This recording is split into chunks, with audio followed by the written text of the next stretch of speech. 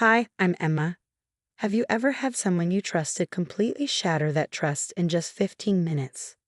Because I never imagined my sister-in-law's obsession with my baby would lead to a police helicopter search and 3 families falling apart. Before I continue, please like and subscribe. 6 months ago, my life was picture perfect. I had just returned to my dream job as a private jet flight attendant, working select VIP flights while still being a hands-on mom. My husband, Mark, was a software developer who worked from home 3 days a week, giving us the perfect family balance. And then there was Olivia, my sister-in-law. She's absolutely precious. Olivia cooed during one of her increasingly frequent visits. She held Emma like she never let go, her fingers tightening just a little too much. Something in her eyes made my stomach twist. I told myself I was overreacting. New mom anxiety, right? After all, I'd always felt for Olivia. 3 failed IVF attempts had left her desperate for a baby. Mark and I had supported her through every heartbreak, but lately, something about her felt off. "Mommy's got you," she whispered to Emma at a family dinner. I froze, my fork hovering midair. "Olivia, I think you mean Auntie's got you," I corrected with a forced smile. The look she gave me could have frozen hell itself. Then she laughed, but it was hollow. "Oh, right, silly me. My best friend Taylor, a pediatric psychiatrist, happened to visit during one of Olivia's marathon baby-holding sessions. Later in the kitchen, she pulled me aside. I don't want to alarm you, but Olivia is showing signs of obsessive attachment. The way she acts like Emma is hers." I tightened my grip on my coffee mug. "You think I should be worried? Just be careful. These situations can escalate quickly." That night, I discovered something that made my blood run cold. Olivia had a private Instagram account filled with pictures of Emma. The captions made me sick. "My perfect angel. Mommy's little princess. Finally complete." When I confronted Mark, he brushed it off. "She's just being a loving aunt, Em. You're overreacting." The next morning, Olivia showed up unannounced. "Let me watch Emma while you rest," she insisted, flashing a too bright smile. "You look tired." Before I could refuse, Mark chimed in from his home office. "That's thoughtful, Olivia. Em could use a break." I hesitated but relented, thinking I'd just take a quick shower. 15 minutes at most, Mark would be home. Nothing could happen in 15 minutes, right? I was wrong. The moment I stepped out of the shower, something felt off. The house was too quiet. No Emma's giggles. No Olivia's voice. Just silence. My stomach clenched. "Olivia?" Water dripped from my hair as I rushed down the hall, clutching my robe tighter. The nursery door was open. My heart stopped. Empty crib. Empty rocking chair. Emma's favorite stuffed giraffe. Gone. Panic surged through me. "Mark?" I screamed, sprinting to his office. He yanked off his headphones, startled. "What's wrong?" "Olivia and Emma." My breath hitched. "They're gone." Mark bolted up, rushing to check the house while I grabbed my phone. Olivia's number went straight to voicemail. Again and again. "Her car's not in the driveway," Mark called out, his voice tight. My hands trembled as I stared at the empty crib. "She took my baby. No diaper bag," I whispered, my voice cracking as my eyes landed on Emma's packed diaper bag, gone from its usual hook. "Mark, check the garage camera." We had installed security cameras after a break-in last year. Now, as the footage loaded, my legs gave out beneath me. There she was, Olivia. Calm, methodical. Loading suitcases into her car, Emma strapped into a carrier against her chest. The timestamp, 17 minutes ago. Those weren't just shopping bags. My throat tightened. She planned this. Mark's phone buzzed. His mother's name flashed on the screen. He hesitated, then opened the message. "Olivia has Emma safe. Don't let Em call the police. The baby needs a real mother." The words made my stomach churn. "Call 911, I ordered, my voice dangerously calm. Wait, let me talk to my sister first. Call 911 or I will." Mark finally dialed, his hands shaking. Before the dispatcher could even speak, the doorbell rang. Taylor burst in, still in her hospital scrubs. "I saw Olivia's car speeding past the hospital," she panted. "She had Emma. I came straight here." The police arrived within minutes. I handed over the security footage, my fingers trembling as I scrolled through Olivia's Instagram page. The detective beside me frowned. Look at her recent follows, he muttered. Cabin rental companies, all in the mountains, all within the last week. Then Mark's phone rang again, his father. The detective gestured for speaker mode. Mark answered, his voice tight. Dad, where is Olivia? His father's voice was cold. She's doing what's best for Emma. Your wife is too focused on her career. A baby needs a real mother. A real mother. Fury roared through me. I snatched the phone. You helped her plan this.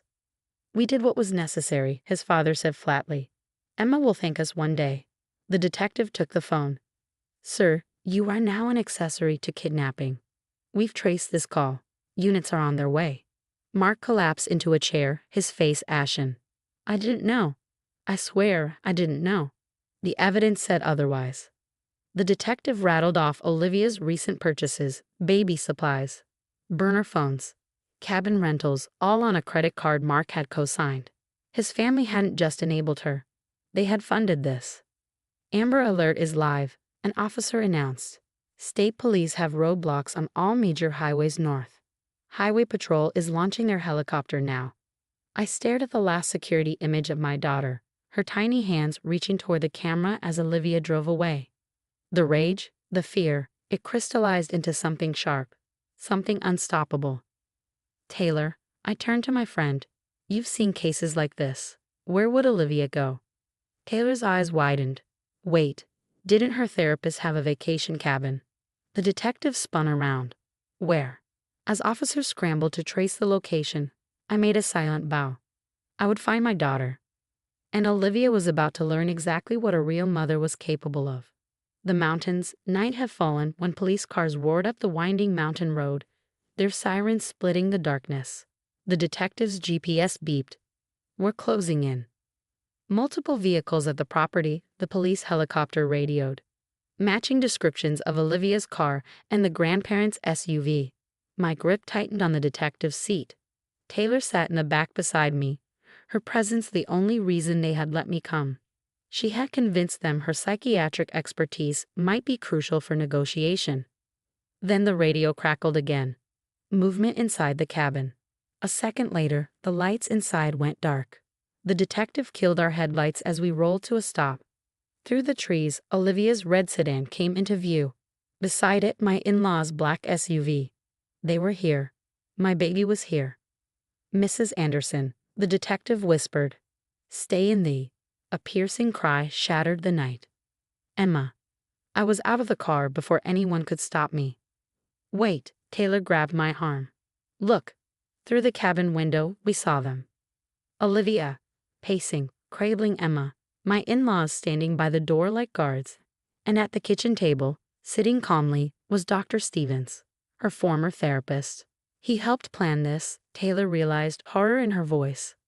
The cabin. The timing. All of it. The detective's team moved in, surrounding the cabin. He lifted the bullhorn. Olivia Anderson, this is the police. We have the cabin surrounded. Come out with the baby. Silence. Then Olivia's laughter rang through the walls, high-pitched, unhinged. She's mine now, she shrieked. Tell them, Mom. Tell them how Emma never deserved her. The detective tried again. Olivia, you are endangering a 6-month-old child.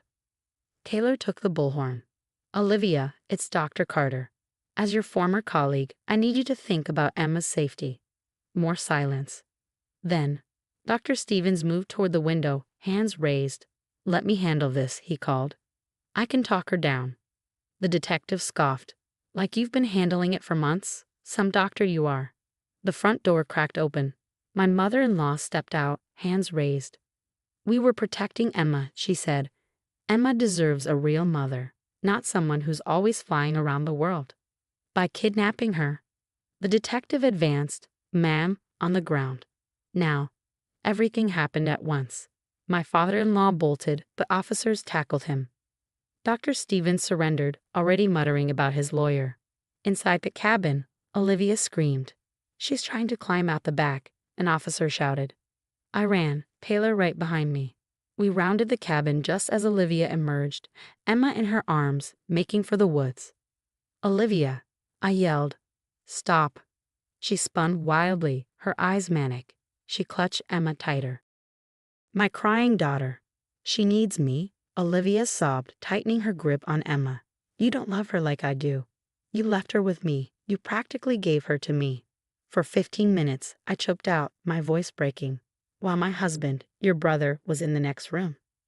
Emma's cries grew louder, her tiny hands reaching for me. Her face was red, streaked with tears, her little body trembling in Olivia's arms. Look at her, Olivia, I pleaded. Look at how scared she is. Something flickered in Olivia's eyes. Doubt. This isn't love, Taylor said softly, inching closer. This is obsession. And you need help, Olivia. Real help. Not Dr. Stevens' twisted validation. Police stood ready, but they held back, letting Taylor work. Olivia's grip faltered slightly. I know, I whispered, but this isn't the way. Emma's next wail shattered something inside Olivia. Her knees buckled. She crumpled. And I lunged forward, ripping my daughter from her arms. Emma clung to me, her cries muffled against my shoulder. I held her tight, inhaling her baby scent, grounding myself in the warmth of her tiny body. The officers swarmed in, pinning Olivia's hands behind her back. As they led her away, her screams echoed through the trees. It's over, Taylor murmured, wrapping her arms around me and Emma. But as I watched Mark's family being loaded into police cars, his parents in cuffs, Dr. Stevens reciting his rights, and Olivia's vacant, broken expression, I knew the truth. This wasn't the end. This was just the beginning.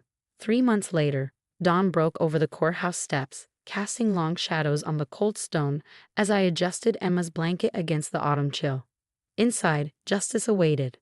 Mark sat on the opposite side of the courtroom, his shoulders hunched, eyes fixed on the floor. The moment the bank statements surfaced, proof his parents had deposited money into Olivia's account the day before the kidnapping, his claims of innocence crumbled. The divorce papers were already filed. Then Olivia entered, shackled at the wrists, her designer clothes replaced by a drab prison jumpsuit. She looked smaller, hollowed out, defeated. Psychiatric evaluations revealed the truth, a deep-rooted obsession fueled by infertility grief and enabled by the very people who should have helped her heal. Mark's parents followed next. Then Dr. Stevens, the man who twisted his medical oath to manipulate Olivia instead of treating her. The therapist who preyed on her vulnerability and helped orchestrate a kidnapping. The judge's gavel fell like thunder. A premeditated conspiracy, she declared. An attempt to abduct an infant from her mother. A gross abuse of medical ethics, family trust, and the mental health system itself. One by one, they learned their fates. Prison sentences, medical licenses revoked, restraining orders signed. You did it, Em, Taylor smiled as we drove home. We did it, I corrected, glancing at Emma dozing in her car seat. I couldn't have fought them alone. At home, I tucked Emma into her crib, her real crib in her real home with her real mother. The trauma would always be part of our story, but it wouldn't define us. My phone buzzed. A message from my new lawyer. Restraining orders officially filed in all 50 states. They could never come near me or Emma again. I kissed my daughter's forehead, breathing in her sweet baby scent. We were safe. We were free. And somewhere in a prison cell, Olivia was finally getting the help she should have received long ago. Because sometimes, trust shatters in 15 minutes. But with the right people by your side, you can build something stronger from the pieces. What would you do if you discovered your closest family members weren't just enabling dangerous behavior, but actively plotting against you and your child? Where do you draw the line between forgiveness and self-protection? Emma chose to cut all ties and pursue legal action to ensure her daughter's safety. Would you have handled it differently? Share your thoughts in the comments below.